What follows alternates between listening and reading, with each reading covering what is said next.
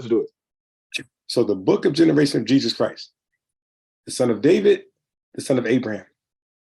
Abraham begot Isaac. Isaac begot Jacob. Now we know Isaac is Abraham's son because it says Abraham begot him. Men begets their kids. Isaac begot Jacob. Jacob begot Judas. Now, here's where just to be clear. So you're saying like when it says Abraham begot Isaac, that's clearly saying that Abraham is the seed, had a seed that produced Isaac. In the Bible, the way it works out, the father begets you and you are of your mother. When you go to Strong's, there's an active and there's a passive language. So active is when you force it.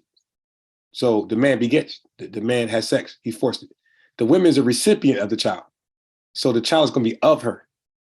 So, and I'm going to read this thing every time in this genealogy. The men are always of the mother and never the dad. And they always are begotten from the dad and never begotten from the mom. This is the order and this is the pattern. So, and Judas begot Phares. I hear what you're saying. Yeah. No problem, brother. Go ahead. So you were going through the begats. Right. Begats. So I got you. Begats and the ofs. So we go to 16. And Jacob begot Joseph. Who's Joseph's father? Jacob, because it says he was begot by Jacob. Now the focal point is on Joseph now. So it's like it's passing the baton from the last name mentioned. So now who is Joseph? Joseph is the husband of Mary, and he is the son of Jacob. That's what we know of Joseph in his own genealogy.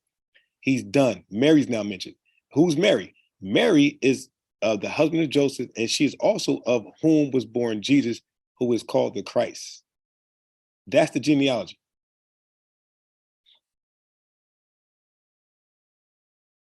So Joseph don't have any begots, no kids in his own genealogy.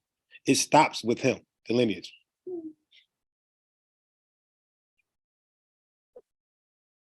Okay, so you want me to go ahead and give an understanding on that? Yeah, sure. Yeah, go ahead. Okay, so if you could pull it up in the blue letter while we're going up there, because you said Jacob begot Joseph. So that means Jacob had sex with his wife to have Joseph, right? Click the parsing for begot and you'll see the inflected version of Gen AO, which is Egen Nessen. At the top is the Greek passage, and you can easily identify Egen Nessen in the red box. Gen AO isn't in the passage, or in the New Testament, anywhere. The verb or action word Egen Nessen is in the active voice. The active voice represents the subject as the doer of the action. Jacob is the doer of the action verb begot. Click on the parsing for born, and you'll see the inflected version of Gen AO, which is Egen Nethi. The verb or action word Egen Nethi is in the passive voice. The passive voice represents the subject as the recipient of the action, which is born. In this passage, Jesus is the recipient of the action verb born. Children are born of women only. Jacob begot Joseph and Mary born Jesus. Now, it says, you said Joseph has no begats with his children. Nope. Right? Because it says he begat Joseph, the husband of Mary, of whom was born Jesus, who is called Christ. Right? Now, I disagree with you. I believe as far as this is still talking about Joseph, the husband of Mary, of whom was born. Proper grammar.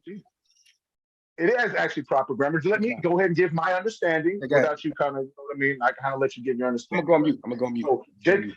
So Jacob begat Joseph, the husband of Mary, of whom was born Jesus, who was called Christ. Now, you see that word begat there, right in between Jacob and Joseph. That's Strong's G 1080, right? But if you go further down, the husband of Mary, of whom was born. No, don't click on born. Click on born. Okay, go see that. See that? It's Ganeo. See, that's Ganeo. Go on down. No, since you're there, go on down. Ganeo, and it says of men who father children. Can you back out of it now? That's Ganeo. That word is Ganeo. But now let's go to born. of whom was born Jesus. See that right there? That's the same word, brother. Go ahead and click on it. Of whom was born Jesus. It's the same word, Geneo. Scroll on down. That's of men who father children, brother. It's the same word. Now the translators in this particular translation chose to use a different word, but it's the same Greek word, genea, beget. So all these begets that you see from verse 1 all the way to verse 16, beget, beget, beget. There's one beget that was translated as born instead of beget. Now, I'm not the translator, but I know there was a team of translators who put this together. But they chose to use a different word for that. But if you go back to the Greek, that's the exact same word as all the other begets that you saw through this lineage. Okay, so Joseph did beget a seed, correct? Emphatically, hell no. Yeah, that won't But work. that's the same word. That's the same word, right? So let's go back and look at it. Okay. Now you said it now, so I'm gonna hold you to this. So you saying when it says born in the Bible, 1080, that means begot all the times? No. Okay, right. So I'm it's not called telling you that. process. I'm telling you that.